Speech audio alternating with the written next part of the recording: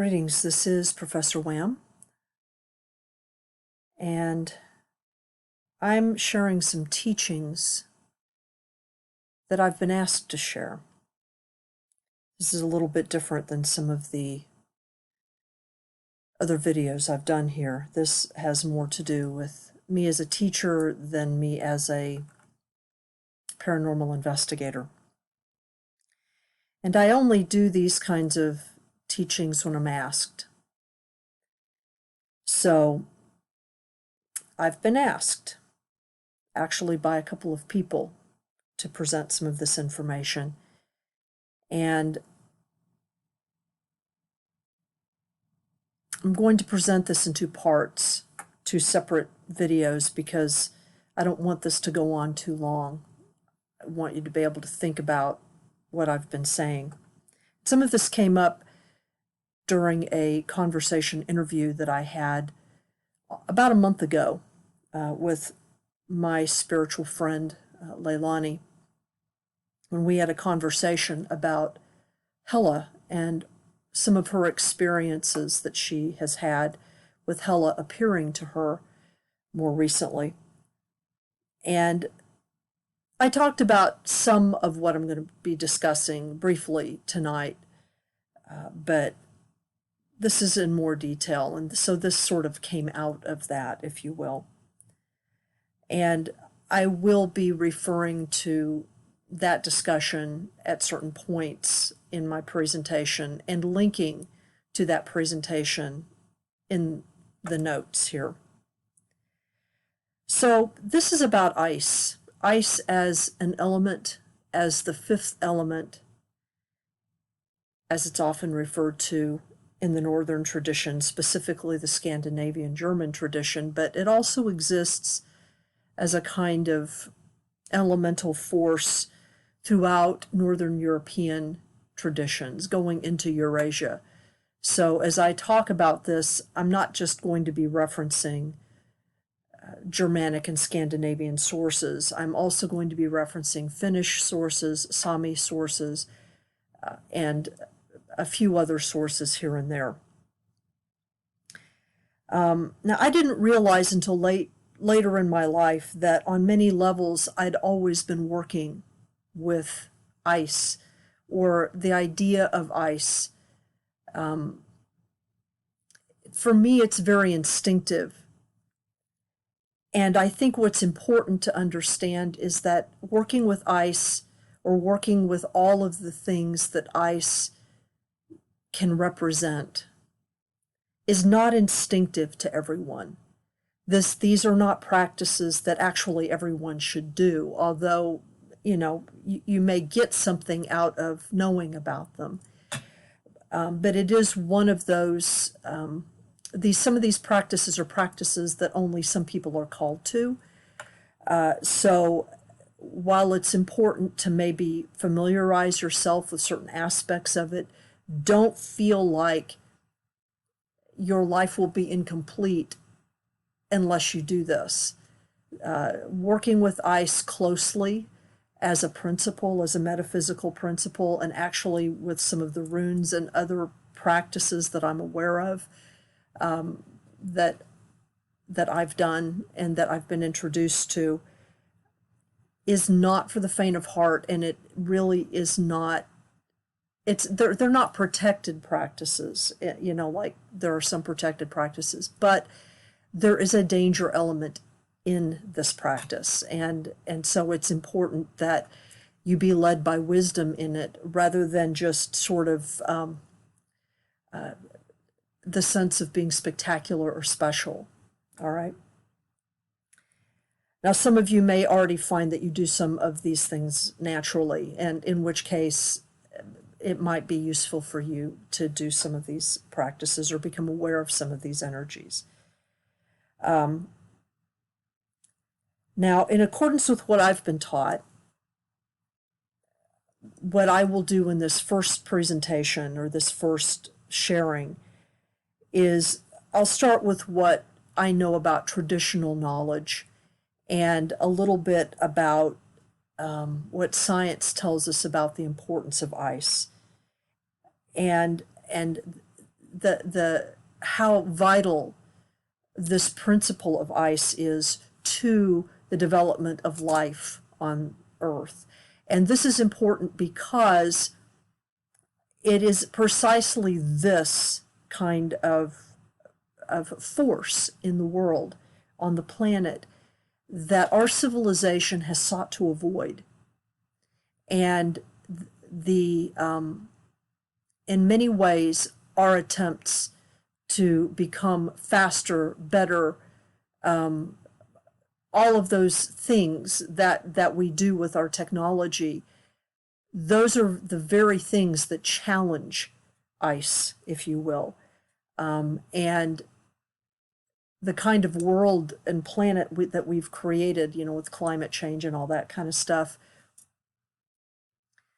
in many ways, that's because we're running away from the principles that ice represents. And so it's important to think about that a little bit.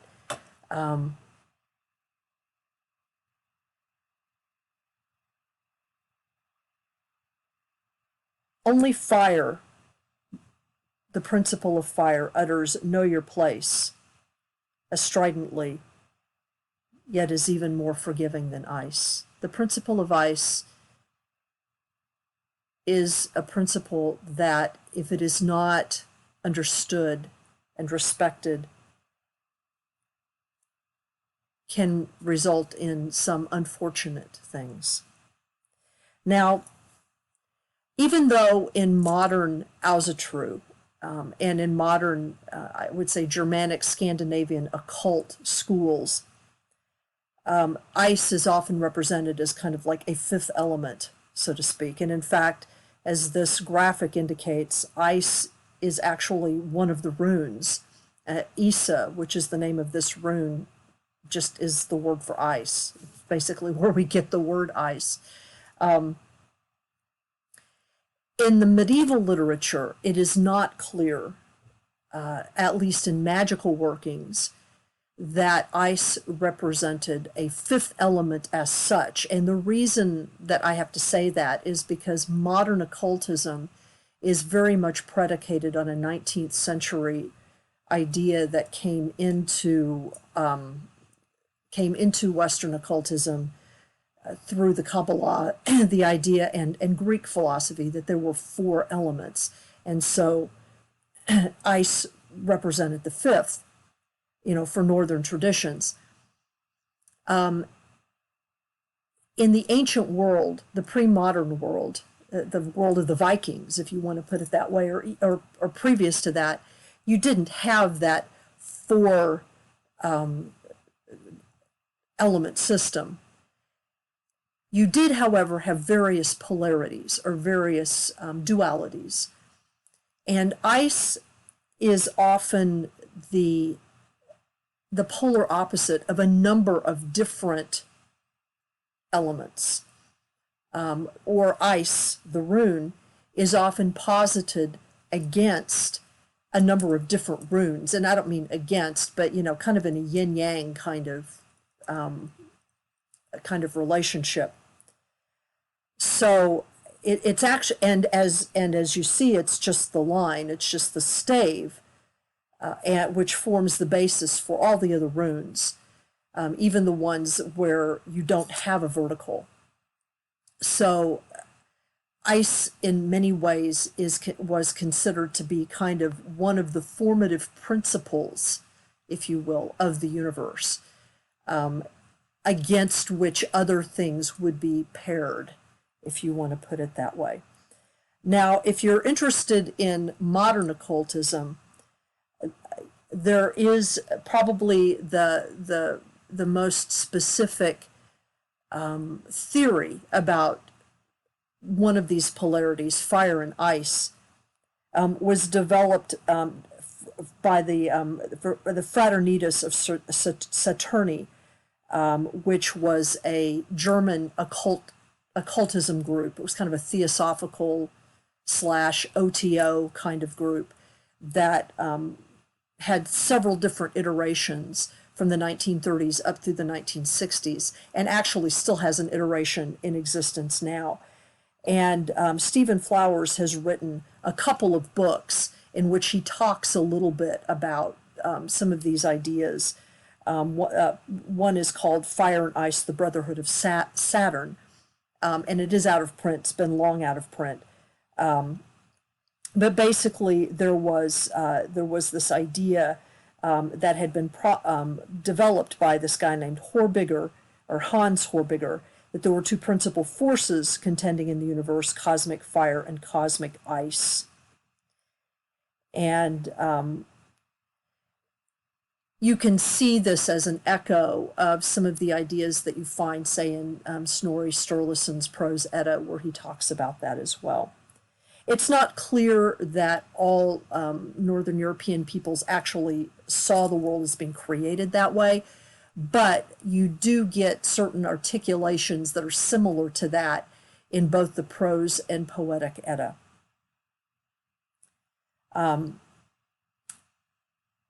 So the idea of ice being a fifth element is a modern notion, but it is certainly true that various manifestations of ice, and by that we mean various manifestations like hail or snow or mist or fog or freezing or sleet, anything like that. All of those kinds of manifestations are understood to be part of sort of the ice complex. Now, there are a number of other runes in the rune row, and this is the Elder Futhark rune row, that reference ice directly, either as part of their esoteric meaning or the lore that surrounds them. And these are some of the runes. And none of these are posited as opposites, by the way. We'll talk about that in a later video. But these are runes that, if you know their lore, if you know sort of the background of them, they reference in one way or another ice. And as you can see, they all have vertical staves in them. But there are other runes that are, all the runes are understood to sort of come out of that primordial soup, if you will, that ice represents. So in the literature and the folklore, ice is held to be one of the primordial substances of creation and is constantly being fed into the world through the realm of Niflheimr, which means the home of cold mists, which is one of the roots of the world tree, and it sits alongside Hel, with which it is sometimes identified. And right next to it is Muspelheimr, which is frequently understood as the home of the fire giants, but the name Muspelheimr literally means home of those who wreck things, of the wreckers. And this has to do with the role of the giants, who the giants are, which again we'll talk about the Jotnar in another video. Now, myths identify Niflheimr as being connected to Ginnungagap, or literally the self-activated womb or void or vortex from which all creation emerges. The energy from this vortex somehow feeds all the realms at the root of the world tree, and most souls return to Hel or Niflheimr as part of the cycling of souls. Now, all of this, of course, is interpretation that is based on readings of scholars. The myths themselves are not always so plain. Now, according to one set of myths, and this is in the Poetic Edda, the great flow of energy coming into Niflheimr differentiates itself into 11 streams, each of which is named, it has a different name, and which are collectively referred to as Elivagar, which literally means ice waves. Another set of myths in the Prose Edda refers to this influx of ice becoming fluid as it passes through Niflheimr, and it is called Fergelmir, or bubbling, boiling spring. And there are 3 such springs, the other 2 being Eartherbrunner, or the well of earth, which is associated with the Norns, who weave the tapestry of one's life, and Mimisbrunner, or the well of Mimir, which is associated with the frost giant Mimir, to whom Odin sacrificed an eye for prophetic wisdom. Now, according to Snorri Sturluson, From these three emerged the 11 ice waves mentioned above, several of which pass close to hell. And this is a lovely picture that actually was printed in a Marvel comic at a certain point. And this is one interpretation. So, Leilani, when we were talking about all this, you'll notice that Niflheimr and Muspelheimr are close to each other. And then hell is right next to there. And then there's a realm that is sometimes mentioned called Svartalheim, which means home of the dark ones.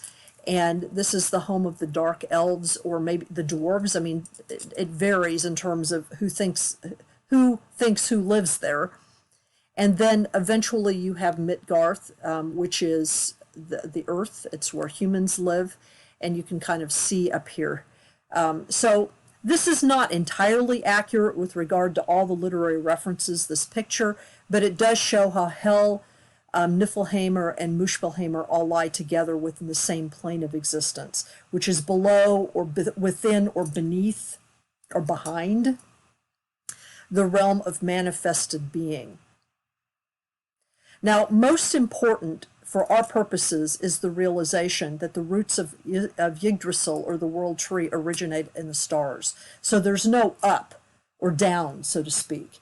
Even though this is done in a linear fashion here, that's because of the limitations of illustrating something. It's very clear in the sources that the root of existence is actually in the stars. It's actually in heaven somewhere in the stars. Now, what that means also, and although this is not listed here, is that Valheimr or Valhall is actually close in terms of proximity to hell. Namely, it resides in the same general location within the world tree, because the Poetic Edda implies that the roots of Hergelmir, this stream that emerges from Niflheimr, actually flows from the horns of a great stag whose name is Eikthrnir, which means oak antler, and it eats directly from the bark of the world tree, and it stands in Niflheimr, very close to Odin's Hall. The Poetic Edda then also gives the names of 42 rivers that eventually flow out from these primordial streams, joining many other realms and people. All right, so the implication is that all the realms of the dead are actually close to hell. Now, mythological literature and folklore often indicate that all kinds of deep, ancient, dangerous, and magical creatures are associated with these ice waves, these Elivagar coming out of Niflheimr, and most particularly frost Jotnar, or frost giants, dragons, and serpents. So in the northern tradition, and this is true whether you're talking about Scandinavian, Slavic, Sami, Finnish, German, it really doesn't matter.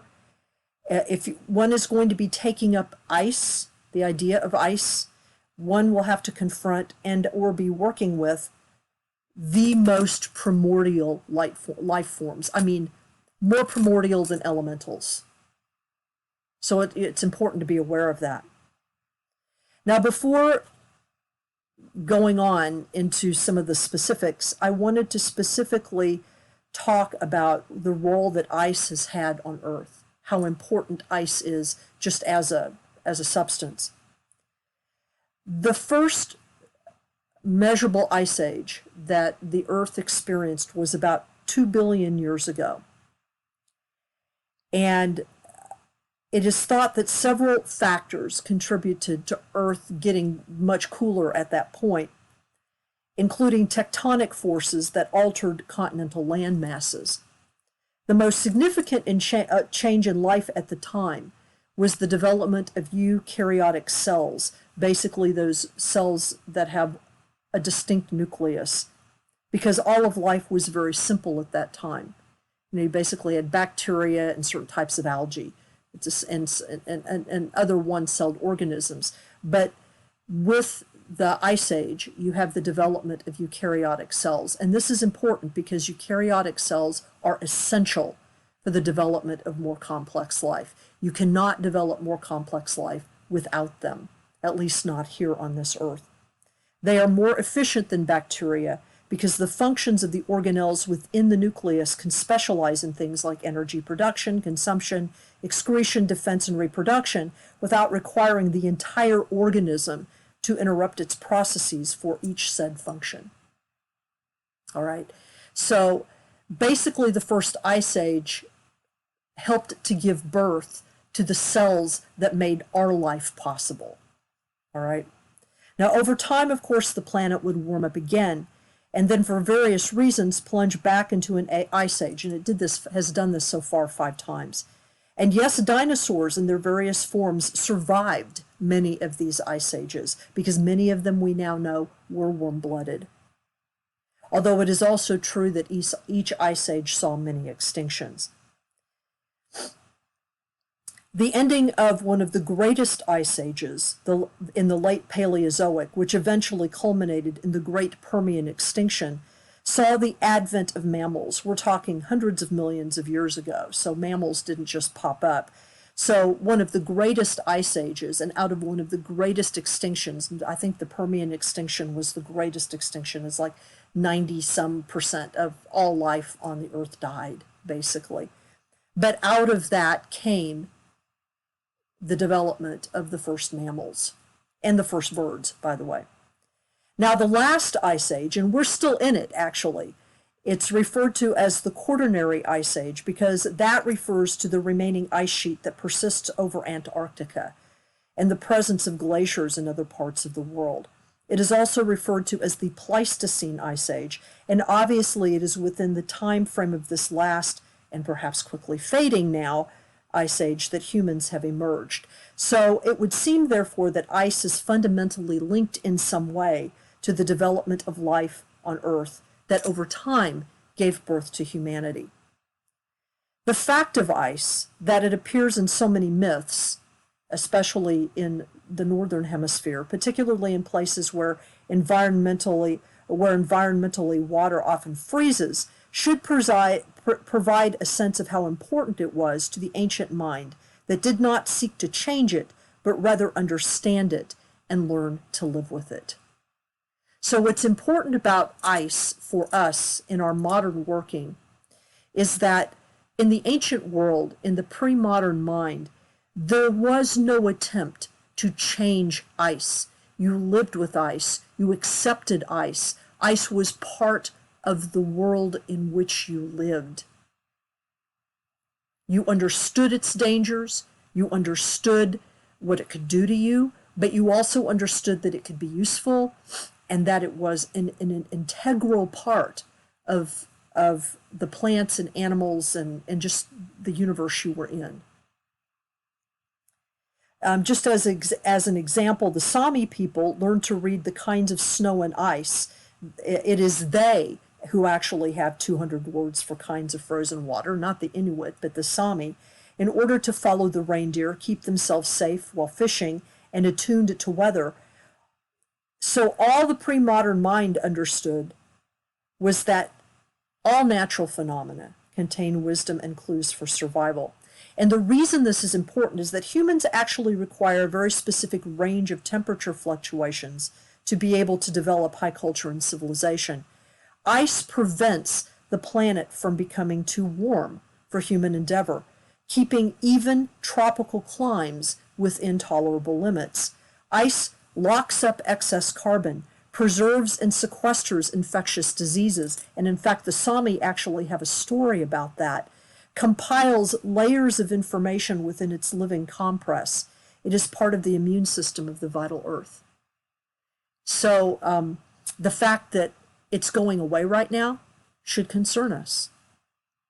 In many ways, our use of fossil fuels has been a way to run away from ice, especially considering that the bulk of misuse comes from the industrial north.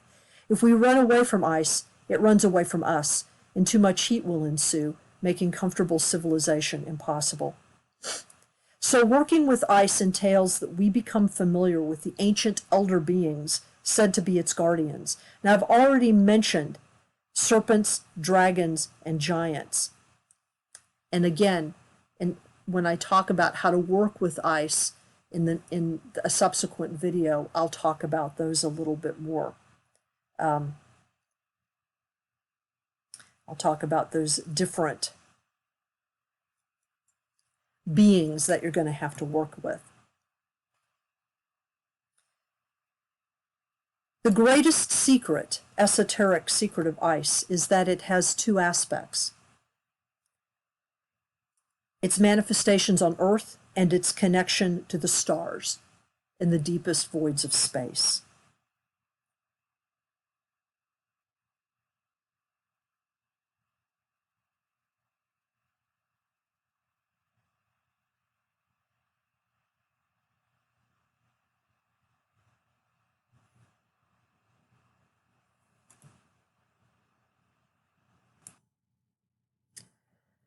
I had an extended silence there for a very important reason.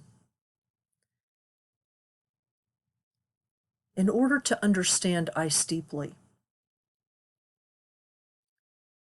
you have to cultivate silence and patience and absolute stillness. You have to allow mysteries to be so that they can show themselves to you in their own time. This is harder than one might think. It takes a certain mindset. And while certain aspects of it can be trained, can be inculcated, and certainly improved, as I said, it's not for everyone. Ice will not reveal itself to the impatient.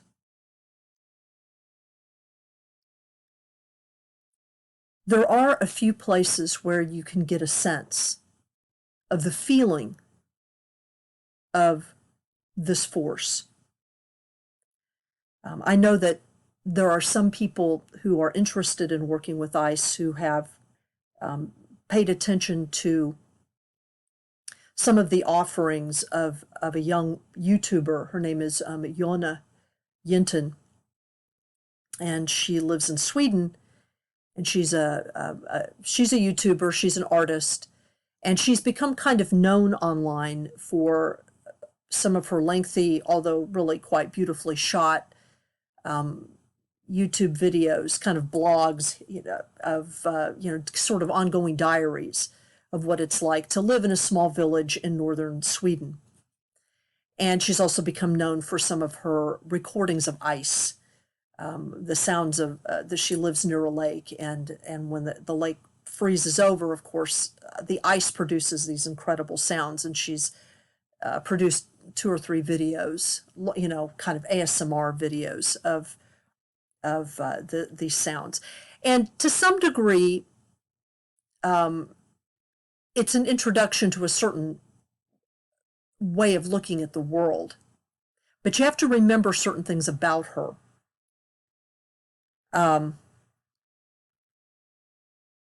The first is that despite how difficult it is for her and her husband to make it through the winter in the place where they live, the fact is that they actually have it pretty easy there. They have electricity, they have water, they have all the modern conveniences most of the time, including internet and, all that kind of stuff. So if they find their work there difficult, think of what it would be like to not have all of those things. And the other thing to keep in mind about where she lives and the kind of life that they live, that she and her husband live there, and please don't think I'm trying to besmirch their reputations.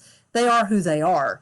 They're young Swedish people trying to, rediscover some of the ways their ancestors lived, which is fine. However, the Swedes were not the original inhabitants of that part of Sweden. The original inhabitants of that part of Sweden, the Sami people, have been driven onto much smaller tracts of land and have been pretty much treated by the Swedes as, white Northern Americans have treated indigenous people here in Turtle Island. And so if you really want to know, get more of a sense of the role that ice played in the lifeways of the original people of the North, the Baltic Sea area, which is, and the North Sea area, which is, Norway, Sweden, Finland, all those places up there, then a better source would be to go to the Sami themselves, because the Sami have begun to rediscover themselves by opening themselves up to the world and realizing that they have this wealth of information and knowledge and songcraft and magic craft, that in fact has influenced the Scandinavian and Germanic peoples that came after them. I mean, probably one of the most telling aspects of this is the word rune itself.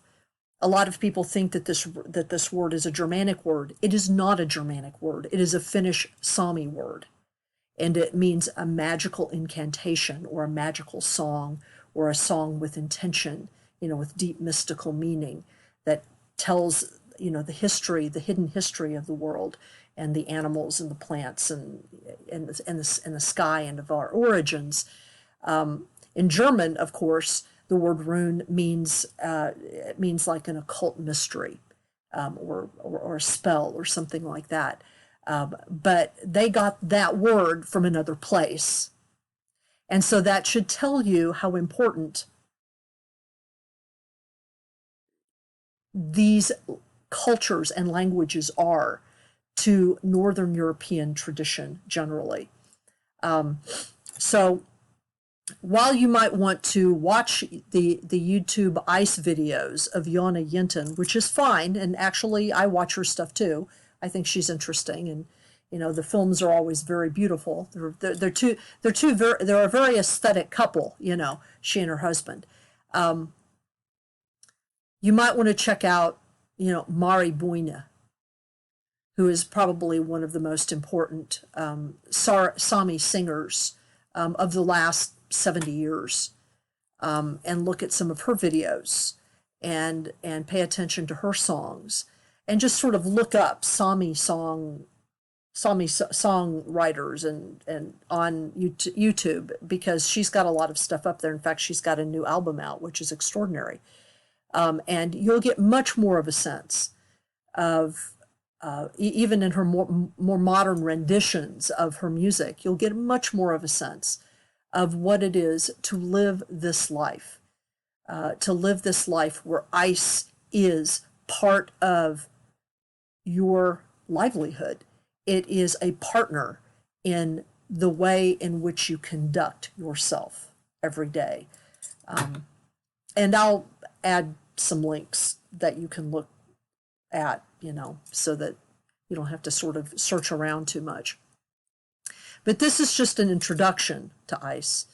In the next video, we'll get more into some of the particulars of the practices, of some of the runes, some of the polarities, some of the hidden lore that I was given by at least one of my teachers, and some essential practices that you can begin with in order to kind of understand what it means to work with ice.